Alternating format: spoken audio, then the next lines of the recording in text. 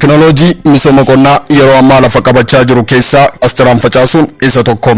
Kilaasteraan facaasuun haala akkamiin bu'aan kilaasteraan facaasuu irraa argamu maal fa'aadha? Teknooloojii kana lafa qabsiisuu keessatti maaltu hojjetamaa jira kan jedhu godina Harargee Bahaa aanaa Fadis araddoota baadiyyaa Markuullee Nagaa Markuullee fi bal'ina Arbat yaadaan isin geessuun kan isin daawwachiifnu ta'a. Kabajamtoota dhaggeeffattoota keenya sagantaan kun sagantaa yeroo kamiyyuu sa'aatii kanatti tajaajila eksteeshinii qonnaatiin hojjetaman qindeessinee isin biraan geenyu sagantaa qonna Fadisiin hanga xumura sagantaa keenyaatti nu waliin turaan affeerraa keenya.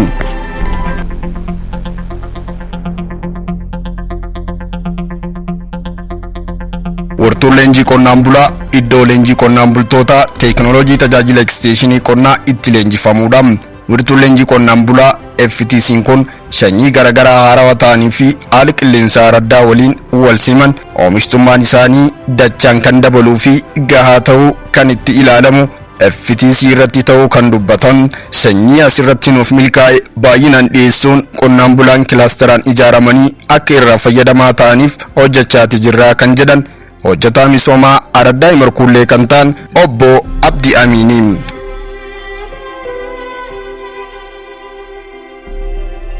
FTC iddoo leenjii qonnaan bulaati. Kanaafuu achirratti FTC irratti sanyii asirratti qonnaan bulaa irraa barsiisuudhaaf sanyii gosa hedduu jira.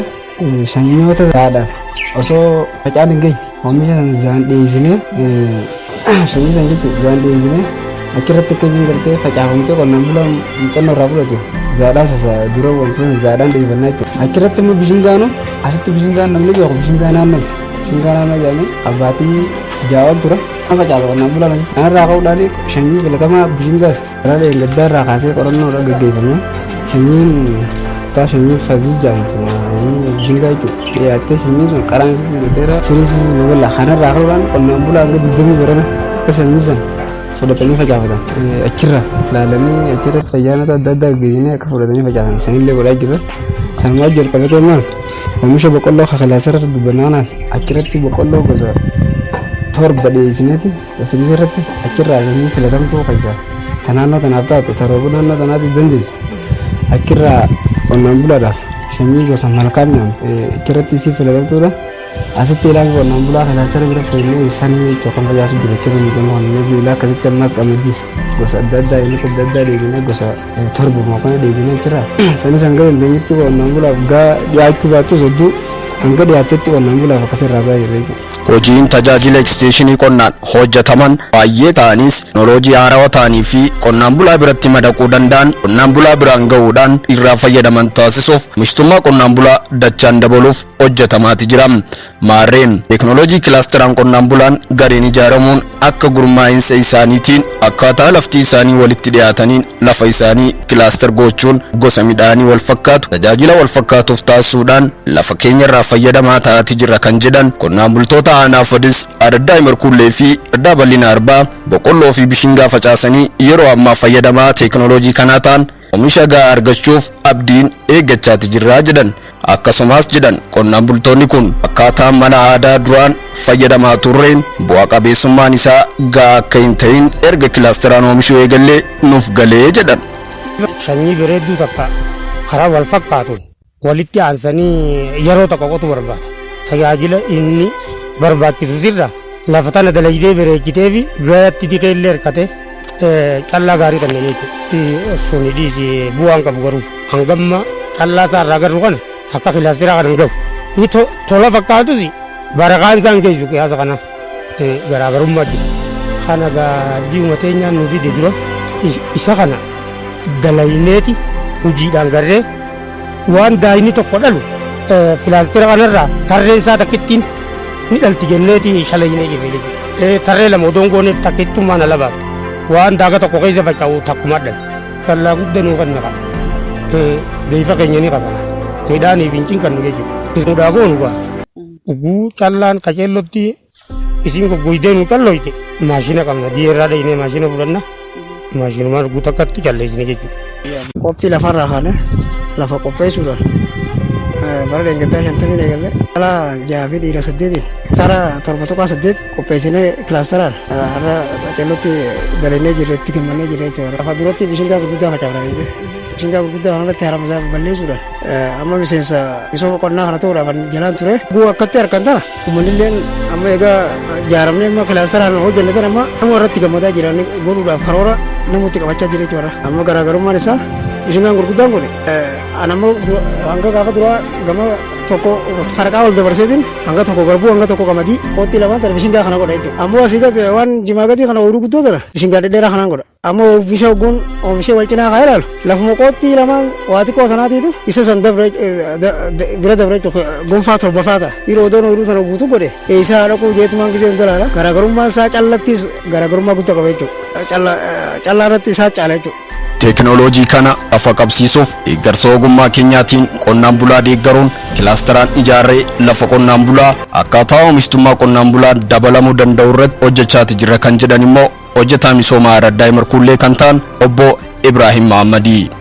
Kilaasterri kunis qonnaan bulaa yeroo jalqabarraa eegalee qonnaan bulaa walitti dhiyaatu ijaaruudhaan qonnaan bulaa ijaarree kana qophii lafarraa eegalee haala isaan itti sanyii filatamaa waldaa bu'uuraa araddaa keenyaatiin dhiyaate qofa bitatanii jechuudha. Lagaan dhiyaate sanyii san qofa isaan hanqisi wal ijaarame kun akka bitatee midhaan wal fakkaatuu fi yeroo wal fakkaatu akka godhamuuf tattaafachaa turre jechuudha. Kana keessatti qotee bulaa kana bara fuulduraaf illee kana caalaa akka babal'atu kilaasterri kun bu'aa qabeessummaan isaa immoo qotee bulaan dantaa dhabummaadhaan duraan lafuma wal bira jiru tokko kun dantaa dhabuudhaan akka isiin oomishni isaa irratti godhaa ture wal kakaasuudhaan jaarmaa kana jetti bifa wal fakkaatuun akka dalagamu waan godhamaa jiruuf bu'aa qabeessummaa isaa irra guddaadha jechuu barbaade. Hubannoo kilaastera irratti akkaatuma sila ogummaa yookaan immoo hubannoon sadarkaa aanaatti bitaadhaafis kan namaa ture. Nutis qotee bulaa bishingaa sanyii naannootiinis ta'e boqqolloodhaanis kilaasteraan ijaaramuun kun bu'aa qabeessummaa isaa ittis amannee nutis itti amannee jirra. Kanammoo hubannoo kaninee fi qotee bulaadhaaf qotee bulaan kun amanee fudhatee jira jechuudha. Haaluma amanee fudhateen gorsa yeroo isin waan isin barbaadutti jechuudha. Yeroo isin hafaafi barbaadutti yeroo haramuu barbaadutti illee akkasumatti hubannoo kaninee fi itti fayyadamaa jiran isaanis. Sanyii bishingaa filatamaa deeggarsaan Haramaayaa Yuunivarsiitii irraa arganne qonnaan bulaan kilaasteraan akka facaasaniif gareen gurmeessine yeroo ammaan tanaa sanyiin kun sanyii naannootiin olitti oomishtummaa gahaa irraa akka argamuuf abdii qabna kan jedhan immoo hojjetaa misoomaa araddaa bal'ina arbaa kan ta'an obbo Yuusuf Akariidha. Hojii kana dursaa akkitti milkoofne jalqaba bara dabre ooyiruu tanarratti meetira 50 irratti sanyii filatamaa xaa'oof sararaan facaafne. Ergasii meetira 50 sanirratti kuntaala 8 takka shaa'ale. Sanirratti namni hundinaadhaan naannoo kanatti amata sanyii kana facaafne jechuudha. Ijaaramanii abbaa warraa dhiiraa 8 dhalaa 6 walitti ijaarree fedhii isaaniitiin qophii lafarra kaanee piroofaayila isaanii guutuudhaan deeggaraa turre. Bishingaa kanaas sanyii filatamaa kana kan nu dhiyeesse Haramaayaa Yuunivarsiitiidha. Malkaam gajaam kun dhiyeessanii akkasitti eega isaan dhiyeessan booda deeggarsa uummaatis xaa'oof sanyiis akka waliin buusan bira dhaabbannee wajjin godhaa turre. Bara dhufummoo sanyii kanarra dhaabbatee namni hundi qonnaan bulaan karaa kana deemu tokkollee hin danda'u. Bara dhufummoo sanyii filatamaa kana facaafan araddaan kun guutuu shakkii tokkollee irraa hin qabu. Waan faayidaa isaanii argatan jechuudha. Gaafni bishingaa kana facaafne bishingaan kun ji'a 2 dura dabree jira jechuudha. Adoolessa takka amma ji'a 3ffaa keessa jira. Inni bilchaatee jira amma rooba tokkollee naa jira. Inni kun ammallee dhaabbateetuma asittillee yoo roobni kana fudhate akkammoo inni irraa argatan takkallee hin jiru kun ammoo bilchaatee jira. Parsantaa dhibbaan namni hunditti amanee bishingaa ayyaana qonnaan bulaatiin asirra gaggeessinee jirra. Bara dabre immoo akkana turre amma bara dhufu namni hundinuu bishingaa kanarratti akka walii galu shakkii takkallee hin qabne. Itti dabaluun qonnaan bultoonni teknooloojii kanarraa fayyadamaa ta'an kun teknooloojii kanarraa fayyadamaa ta'anus garuu calla guddistuun yeroof nu daachuu dhabuurraa akka rakkootti nu mudataniiru. Keessattuu qoricha farraa haramaa dhiyeessiin argachuu dhabuun haramaan oomisha keenya irratti miidhaa geessisaa jira jedhan. Haramaa irratti silaa dhiyeenya dawaa haramaa kana maramaranii nuuf fidanii ni fe'u. Dawaa haramaa kana bichaa dadhabne kan nurraa qoosu. Amma kaafna amma boqqolloo xiyya sun taraa sadii kaafamtee lafaa kaafamtee fakkaata. Dawaa haramaa sana sila harkanne dila sedduun lafti bareedeen nu jiraata. Midhaanis haramni sun midhaan itti qabsee amataaf illee nu darafu. Komiin qonnaan bulaa sirrii ta'uu himuun karaa waajjira qonnaatiin dhiyeessiin dhiyaatee jiraachuu baatus garuu akka karaa waldaa bu'uuraatiin araddatti dhiyaateera. Ta'us garuu qonnaan bulaa hunda biraan ga'uu hin dandeenye kan jedhan hojjetaa misoomaa araddaa Imarkuullee obbo Ibrahim Ahmadi.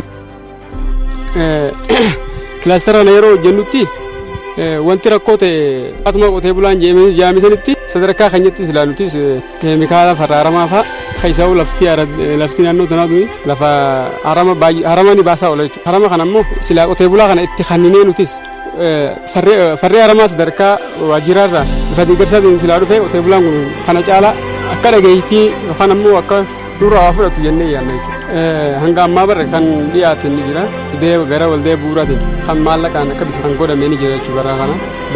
Bara dabre caalaa bara kana farree haramaa kan dhiyaate ni jira jechuudha.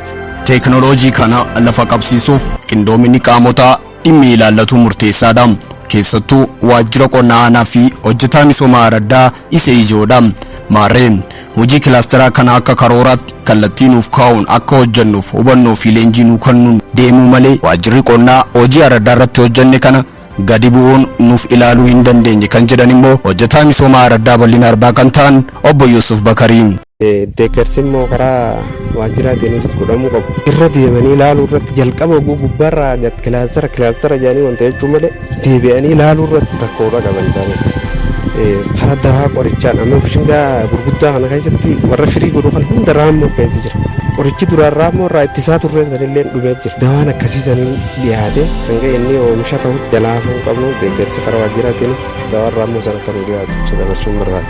Bishaan lafa jalaa qotuun yeroo roobni hin jirretti eela baafachuun lafa keenya irratti hojii misooma jallisii hojiirra oolchuun galii keenya fooyyessaa jira kan jedhan aanuma fadisitti araddaa Nigee Markuulleetti qonnaan bultoonni misooma jallisii irratti hirmaatanii hojjechaa jiran himaniiru. Maarreen qonnaan bultoonni kun bishaan jechuun ziqee jechuudha jedhan.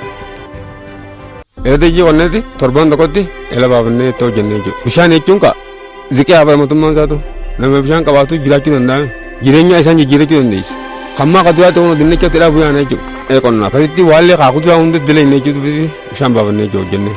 Inni faayidaan isaa jimaaf irraa akka gaarii jimaa irraa arganna. Jimaa baasuuf gizee roobni dhaabbate baasuuf kanneen amma kuduraa fi kanallee itti bilbiltina barbaree waan akka furumbaa waan akka timaatima kanallee amma itti bilbilan jira. Waa iddoo fayyade amma gizee naannoo keenya bishaan jira naannoo nuugati akkana karaa miidhagaa kana karaa akkana warqullee kana duuba kana kan jiru beektee bishaan warra ottoo makiinaa gurguddoo qaban dhufanii asii waraabanii mataan ni obaasan warra mana ijaaruufis ni fayyada. Waa hedduudhaaf fayyadee bakka dalagu jiran caraa qabu godhaaf horiini ammoo nuti amma fayyadamnu kanaan wajji kana qarshii kuma sadii kana jira bakka amatatti akka fayyadamu.